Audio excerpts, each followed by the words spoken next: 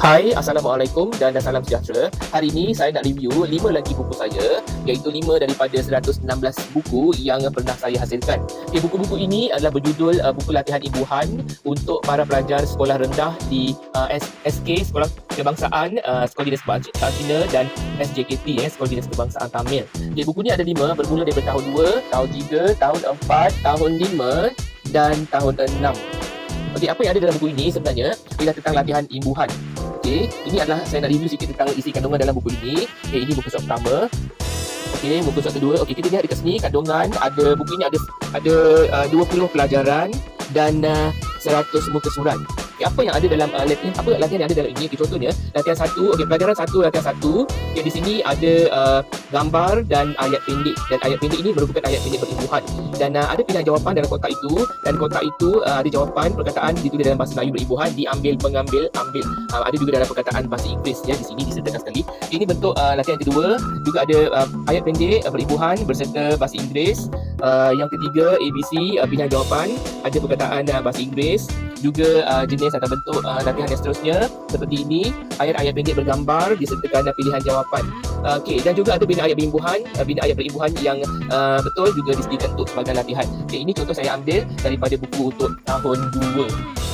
Okey, untuk buku tahun 3, tahun 4, tahun seterusnya sebenarnya ada tahap kesukaran yang berbeza-beza, di mana ayat-ayat latihan berimbuhan adalah lebih panjang daripada buku yang pertama untuk tahun 2. Okay, saya terus pergi ke tahun 6. Okay, tahun 6 ni lebih panjang sedikit, ayat berimbuhan, latihan berimbuhan, di mana para pelajar diminta untuk menulis ayat berimbuhan, menulis jawapan daripada soalan yang diberikan. Okay, contoh, di sini contohnya ada banyak ayat berimbuhan seperti melebihkan, dilebihkan, berlebihan, terlebih, kelebihan. Okay, ini semua ayat-ayat di sini, ini semua perkataan-perkataan berimbuhan untuk para pelajar tahun 6, dan ada juga perkataan bahasa Inggeris di bawahnya. Jadi para pelajar yang belajar bahasa Melayu berimbuhan ini sebenarnya secara langsung ataupun dalam masa yang sama mempelajari perkataan-perkataan, maksud, kosakata, perbendaharaan kata dalam bahasa Inggeris. Okey, di sini ada pilihan jawapan. Kalau tadi dalam buku yang buku jilid 1 ni tadi cuma ada 3 pilihan ABC, tetapi di dalam buku yang tahun 6 ini ada ABCD, ada 4 pilihan jawapan yang lebih banyak.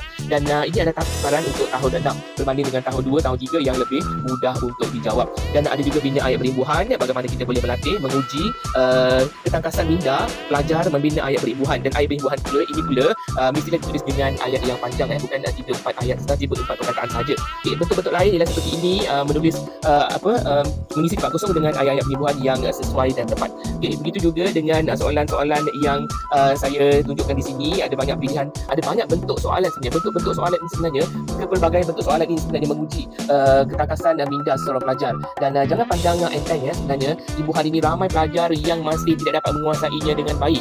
Okay, contohnya kalau kita bagikan satu ayat ataupun satu perkataan berimbuhan seperti menempatkan, bertempat, ditempatkan, tempatan, setempat. Ini semua perkataan-perkataan berimbuhan yang para pelajar perlu tulis ayat daripada perkataan berimbuhan ini untuk kita lihat pandai tak, tepat tak ayat itu ditulis dalam konteks ayat, berpadukan gambar, berpadukan soalan-soalan yang dikehendaki. Jadi dapatkan buku-buku ini untuk tahun 2 hingga tahun 6, dan buku-buku ini sudah pun berada di pasaran dan telah pun diguna oleh setengah sekolah di Malaysia. Dan kepada ibu bapa, guru-guru, para pelajar maupun pihak sekolah, bolehlah hubungi saya secara terus ataupun melalui platform media sosial, terutama sekali di TikTok Shop. Sekian perkongsian daripada saya, Syahri Osman, pengasas Syahri Education. Assalamualaikum.